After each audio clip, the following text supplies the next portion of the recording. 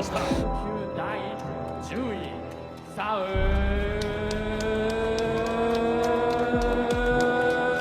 ザ・ピースサンチェス。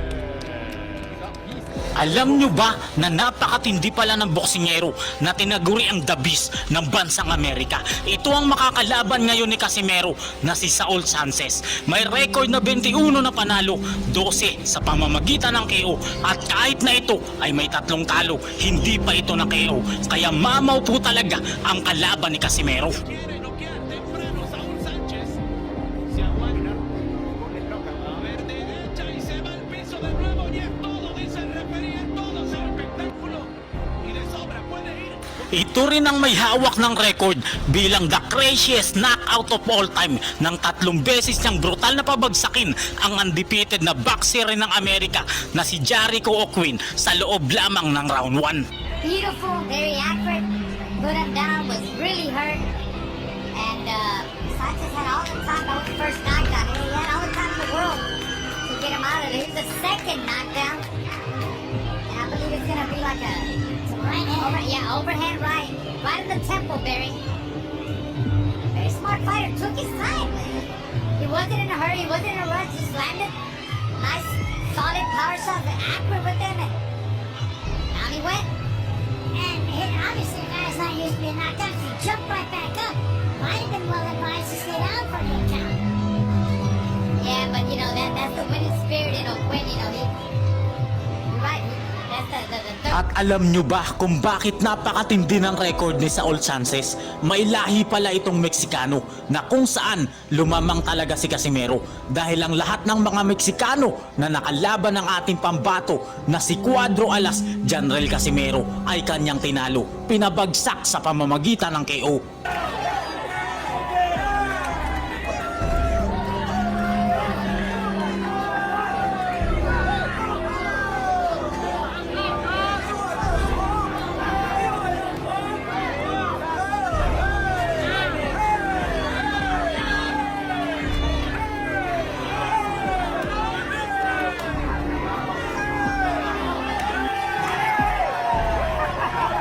Kahit nag-overweight si Casimero at 130 pounds lang ang kailangan upang labanan ang kalaban nito na Amerikano na si Saul Sanchez, ay wala pa ring imposible kay Cuadro Alas General Casimero. At kahit makapal ang gloves na gagamitin nito, siguradong gagapang ang kalaban nitong Amerikano na may lahing Meksikano. Kaya magugulat talaga ang buong bansang Japan sa gagawin ng ating pambato. Pati ang lahat ng Hapon na nakalaban ni Casimero ay kanyang tinalo, pinabagsak sa pamamagitan ng KO. Kaya paano pinasuko ni Cuadro Alas General Casimero ang Amerika, Japan at Mexico sa bidyong ito? Ang pagsuko ng buong bansang Japan kay Cuadro Alas General Casimero na tinalo ang lahat ng Hapon na boksingero na nakalaban nito. At ang lahat ng mga Hapon na boksingerong ito ay bata ni Inoue at kasparing partner niya palagi.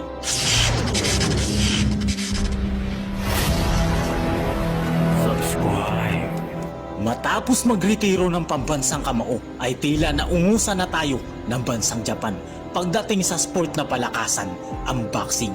Nariyan ang kanilang pinakasikat na boksingero ngayon na tinatawag na The Monster, 2 Division Undisputed Champion, na kahit si Pacquiao ay hindi nagawa ang narating ng tinuruan niya noon na sina Uya Inoue. Scoop. Noya, how are you feeling? Excited. I think Inoue is the next Manny Pacquiao. The legendary Pac-Man wants to train and advise Inoue as he transcends the divisions. I like Naoya. If he's thinking to moving up in weight division, I wanna train him and supervise his training. Ngunit kahit gaano kalakas ang isang boksingero, meron talagang makakatapat ito na kontrapelo. Nariyan ang pinakamaangas na boksingero ng Pinas na si Cuadro Alas General Casimero na laging iniiwasan ng The Monster ng Japan na boksingero. Paano sinakop ni Casimero ang buong bansang Japan matapos talunin ang lahat ng mga Hapon na boksingero na kanyang nakalaban? Mula kay Kenya Yamashita na brutal niyang kinawawa, si Ryo Akaho na sa sobrang natakot sa lakas ni Casimero ay nag-inarte at umayaw ito dahil nabasag na pala ang pagmumukha nito hanggang kay Yukinori Ogoni na kahit hindi nag-insayo si Casimero kaya siya hiningal ay nabasag pa rin ang ulo nito. Maliit lang sana ang pinsala pero sumuko ang bansang Japan at itinigil ang laban. Malinaw na panalo dapat si Casimero. Dito sa super slow-mo, malinaw na kamao ni Casimero ang tumama. Nakatalikod kasi ang referee dito kaya inakala niyang headbutt ang nangyari. Kaya niya itinigil ang laban at sumuko ang bansang Japan. Pero naging tabla ang resulta ng laban dahil ginamitan nila ng gulang. Araw ng Sabado, February 16, taong 2019, sa Skydome SM City, North EDSA, haharapin ni Casimero ang secret weapon ng Japan. Siya ang pinakamatindi na kasparing partner noon ni Naoya Inoue, si Kenya Yamashita. Pero brutal knockout ang sasapitin nito sa ating bida. Round number 1, maliksi ang Hapon na boksingero. Pero sobrang lakas naman ni Casimero. Nagpalitan sila ng suntok. Pero sobrang diin talaga na mga suntok ng ating pambato. Boxing, no question. Okay, so first time Uh-oh. Ikita ko ng malalakas. Parang binobomba niya yung Hapon. Ina. Grabe. Sa round number 2, pinag-aaralan na ni Casimero ang galaw ng kalaban. Puro accurate na powerful na suntok ang kanyang pinakawalan. 10 years old nung nagsimulang maging professional yung pag-akyat. Oo, nandidiin na si Casimero. Gusto na ako eh. That called to the head back and that one as well. Woo! Solid right hand. That hurts Yamashita. He is on, John Del Casimero. Round number 3, ayaw pa rin sumuko ni Yamashita pero bugbog sarado na ang inabot niya sa ating bida. Oh! Upper cut on the money. And another left hook. And a right straight. And a left hook. He has been eating against John Del Casimero. Sa round number 4, umiepekto na ang malilinis na patama ni Casimero. Bumabagal na ng gusto ang galaw ng Hapon na boksingero. Sobrang lakas talaga ng mga suntok ng ating pambato. The body attack. To the top. Yamashita being tapped seriously here. To that track. In the middle of this round, connected with some good punches. Oh, that. Round number 5, sugod pa rin ang sugod ng Hapon na boksingero. At dito na siya pinuruhan ng gusto ng ating pambato. Siya pa rin yung paabante. Siya pa rin yung paatake dito kontra kay Casimero. Kaso matibay. Again, we head hunt in this round number. Pero, yung uppercut on the bottom. Tangilin. Pahataw! Yung uppercut na yung uppercut. Sa round number 6, dito na ibabaon ni Casimero si Yamashita. Mala street fighter na uppercut ang kanyang pinakawalan. Ang muntik pang magpahimatay sa Hapon na kalaban. Ang pinakamatapang na si Yamashita ay sumuko sa ating kababayan. Japanese, mga malay. Yan rin, it's another TKO. Araw ng Sabado, December 3, taong 2022, sa Paradise City Plaza, Incheon, South Korea, makakaharap ni Casimero ang isa sa pinakamagaling na Hapon na boksingero dahil ang lahat ng 5 Pinoy na kanyang nakalaban ay pinatulog niya sa laban. Knockout ang inabot ng 5 lahat ng ating kababayan. Kaya ang hatol ng mga Hapon at ng mga hurado, pati na yung mga tao, tagilid talaga si Casimero sa kanilang pambato. Round number 1, sobrang tangkad ng Hapon na kalaban at ito ang kanyang naging kalamangan. Pero kahit na maliit, sobrang lakas naman ni Casimero na ating kababayan.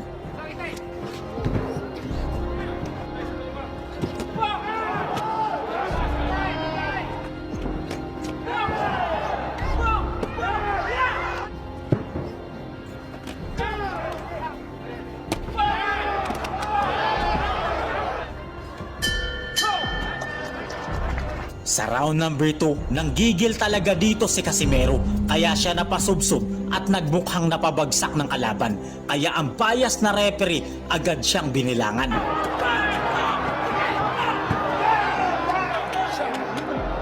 Dito na pagtanto ni Casimero na kailangan na niyang ilabas ang kanyang 100%, kaya bugbog sarado ang inabot ng kalaban nito.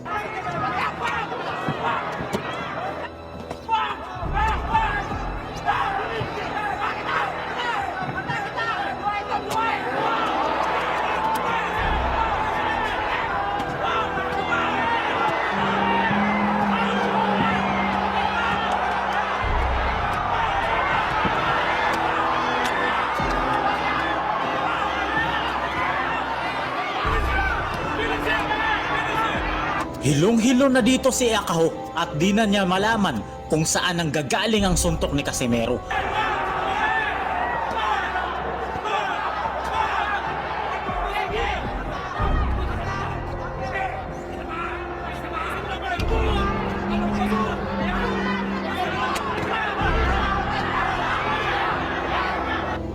Isang daplis na tama ang dumaan sa batok ng kalaban.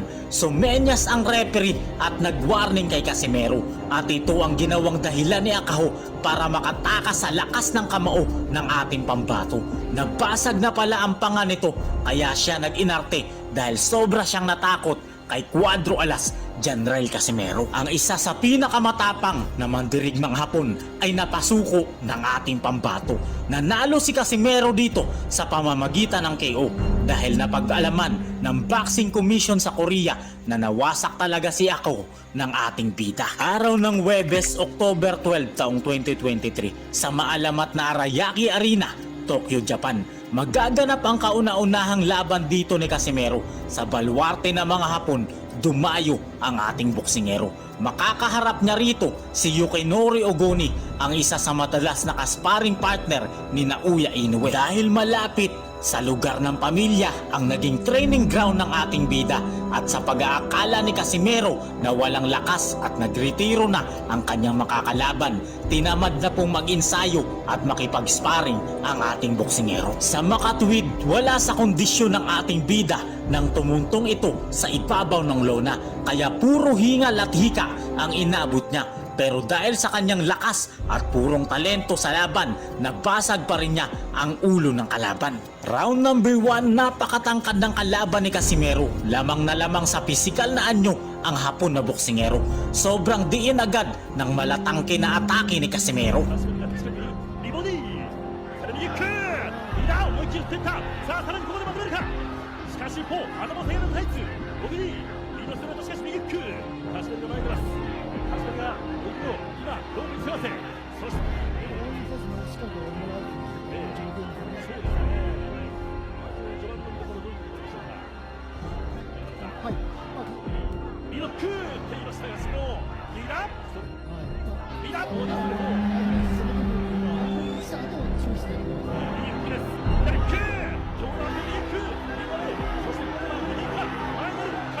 Sa mga huling segundo ng round 1, napabagsak ni Casimero ang kanyang kalaban, pero hindi ito binilangan ng bias na referee na kanyang kababayan.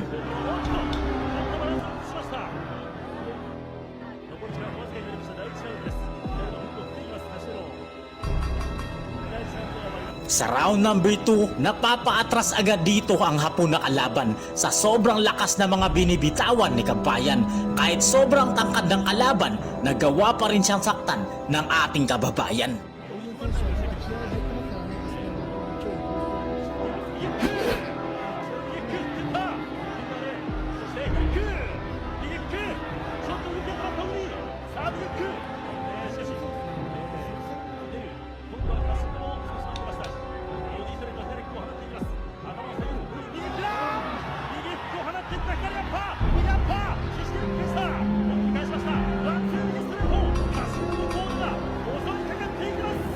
Pagkatapos ng round 2, dito hiningal talaga si Casimero sa sobrang lalakas ng kanya mga binitawang suntok sa kalaban.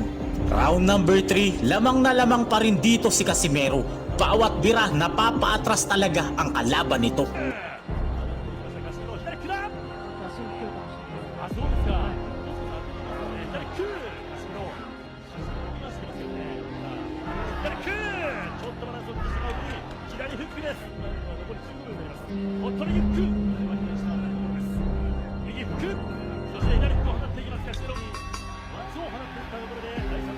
Sa pagtatapos ng round 3, dahil sa walang ensayo, hingal kabayo na si Casimero. Masyado niya kasing minaliit ang kalaban na Hapon na boksingero. Sa round number 4, kahit na hinihingal at walang ensayo ang ating kababayan, dito niya napuruhan at nabasag ang bungo ng kalaban.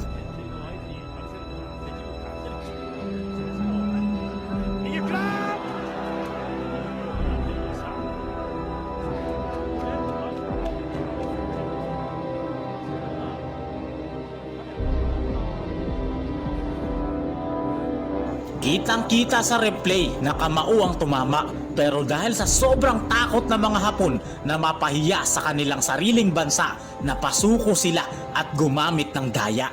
Naging tabla ang resulta ng laban at nangyari na naman ang hindi natin inaasahan. Kung sa ira ni Pacquiao, napakaliit lang na mga ganitong pinsala at itutuloy pa rin ang laban. Pero sumuko talaga ang Japan at natakot sila ng gusto sa ating kababayan.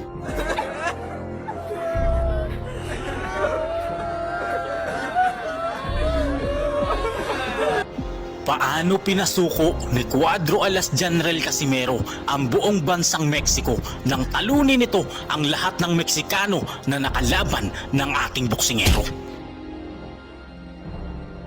Casemiro is no joke. He's a real killer. Araw ng Sabado, July 24, taong 2010, dumayo ang bagitong si Casimero sa bayan ng pinakamadadayang hurado sa Polideportivo Centenario Los Moches, Sinaula, Mexico para harapin ang kanilang ipinagmamalaking pambato, ang rising star noon ng Mexico na si Ramon Garcia. Tinagurian siyang prinsipe ng Mexican boxing dahil sa napakagandang record nito na 12 panalo, 8 sa pamamagitan ng KO at 1 lang ang kanyang talo, habang undefeated naman na may 14 na panalo ang ating pambato. Winasak talaga ni Casimero ang Meksikanong ito na pinakaunang nakalaban niya sa kanyang pinakaunang pagdayo sa bansang Mexico.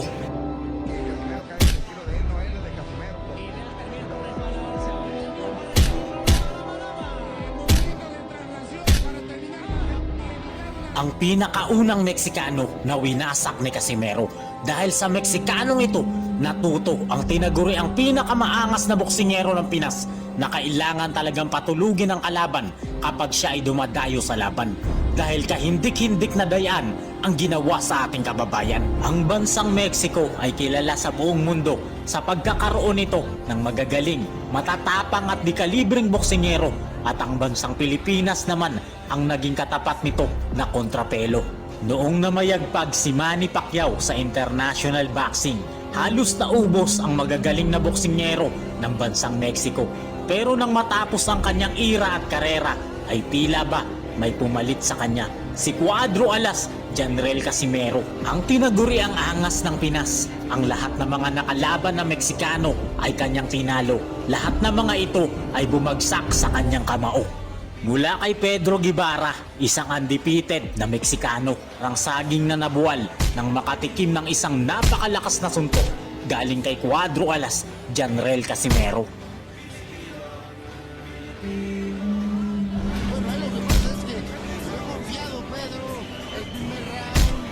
Felipe Salguero ang nagpahirap kay Nietes na Mexicano. Pero noong makaharap niya si Cuadro Alas General Casimero, kahit gaano siya katibay, ay para siyang saging na natumba at nagmistulang lantang gulay pagkatapos makatikim na mga mabibigat at malalakas na suntok mula kay Cuadro Alas General Casimero. Kukolektahin yung kanyang weights. Ay! Ang ganda! Tingnan mo, oh! Nakatayo pa sa galing doon. Jose Pets, malakas at matangkad na Meksikano sa featherweight division. Ngunit baliwala ang laki at tangkad at kahit gaano kapakalakas kay Cuadro Alas General Casimero. Dahil sa loob lamang ng round 2, bagsak ang Meksikano. Ricardo Espinosa Franco, ang Hindo, ang pinakamalakas daw na Meksikanong boksingero, ay inakalang kayang tapusin si Cuadro Alas General Casimero. Pero ang mandirigmang Indianong ito ay pinaglaruan lang at winasak lang po ng ating pambato.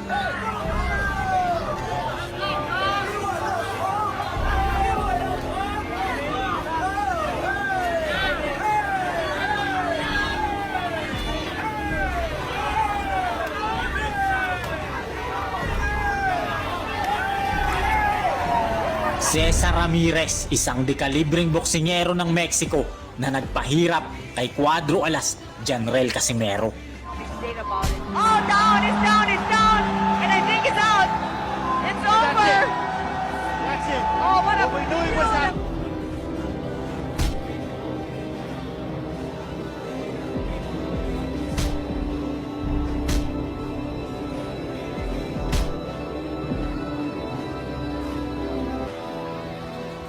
Lahat ng mga Mexicanong ito ay tinapos ni Casimero, pinabagsak gamit ang kanyang napakalakas na kamao. Pero ang pinakamatindi sa lahat ay si Armando Santos, ang tinaguriang Cobra King ng Mexico dahil sa kanyang makamandag na kamao. At take note mga kaibigan, dahil sa husay nito, ito ay alaga ni Oscar De La Hoya sa Golden Boy Promotion. Ito sana yung boksingero na magiging superstar, susunod na mukha ng boxing sa bansang Mexico, bago tinapos at winasak ni Cuadro Alas, Janrel Casimero. Sa galing ng boksingerong ito mga kaibigan, pinapabagsak nito ang mga halimaw na kanya makatapat. Malakobra ang kamandag ng kanyang kamao, kaya hinangaan siya at sikat na sikat sa mga diwatang ringer ng boksingero. Araw ng Sabado, December 13, taong 2014. Dumayo ang ating kababayan na si Cuadro Alas, Janrel Casimero sa balwarte ng kalaban sa Salon Las Palmas, Nuevo Leon, Mexico, upang harapin ang bata ni Oscar De La Hoya dito, ang makamandag ng Cobra ng Mexico na si Armando Santos.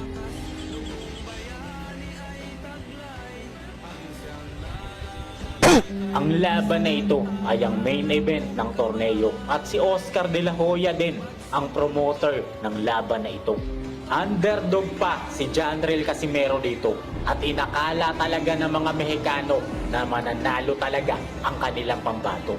Pero di nila alam, nagugulati ni Cuadro Alas, Janrel Casimero, si Oscar De La Hoya at ang lahat ng Mexicano na nanunood ng laban sa venue. Nagsimula na ang kanilang laban sa round 1 at kitang-kita ang lakas ni Janrel Casimero na na-overpower niya ang Cobra na boksingero ng mga Mexicano.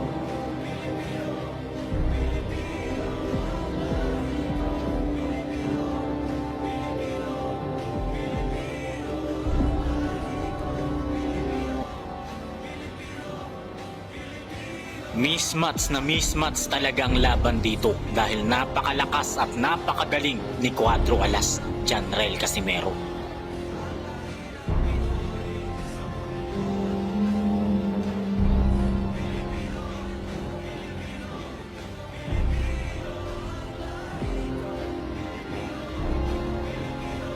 Nakakasuntok naman ang Cobra ng Mexico, kaya lang paisa-isa lang ito.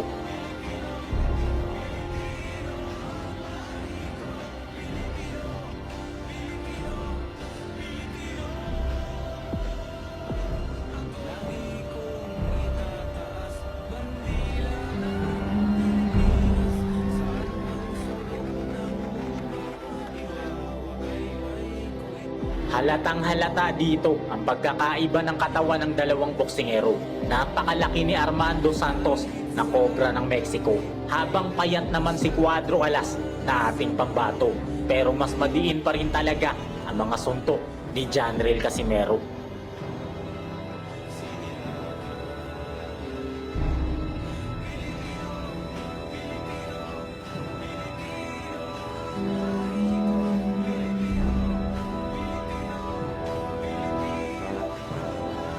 One-sided ang laban at ito yung gustong-gusto ng mga Filipino boxing fans, ang makita na mandarag at mangwasak si Cuadro Alas, Janrel Casimero gamit ang kanyang mga malalakas na kamao.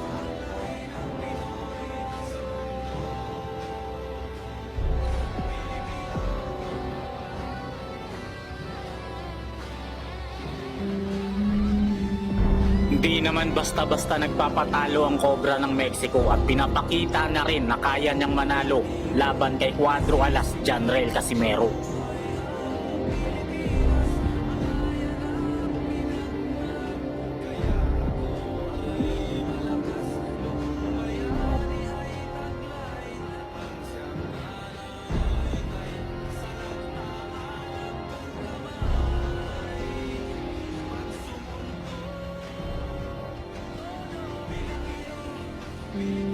Sa pinakahuling segundo ng round 1, isang napakabilis at napakalakas na counter left hook ang pinakawala ni Casimero. Parang saging na nabuwal ang Cobra ng Mexico.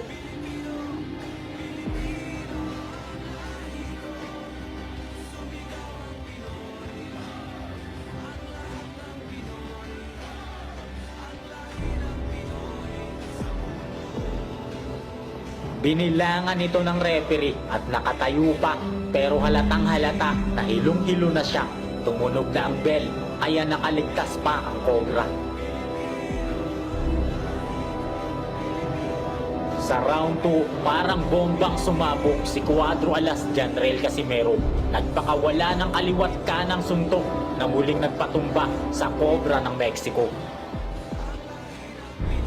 Binilangan siya ng referee, pero ang makamandag na Cobra na si Armando Santos ay hindi na nagawang makatayo pa sa bilang ng referee. Iyak ang kanyang pamilya, lalong-lalo na si Oscar de la Hoya sa mapait na sinapit na pagkatalo niya sa ating bida. Si Cuadro Alas Janrel Casimero na kaya ang katapat ng mga Mexicano at ng magagaling na Hapon na boksingero at muling magtataas ng karangalan at bandila ng mga Pilipino. Huwag kang mahiyang magkomento. Ang Diyos ay mabuti. Ibibigay sa iyo ang mga bagay na gusto mo basta't pagsumikapan at ipagdasal mo ito. Amen. Hanggang dito na lamang po ang ating maiksing kwento. Maraming salamat sa lahat ng walang sawang suporta nyo. God bless everyone.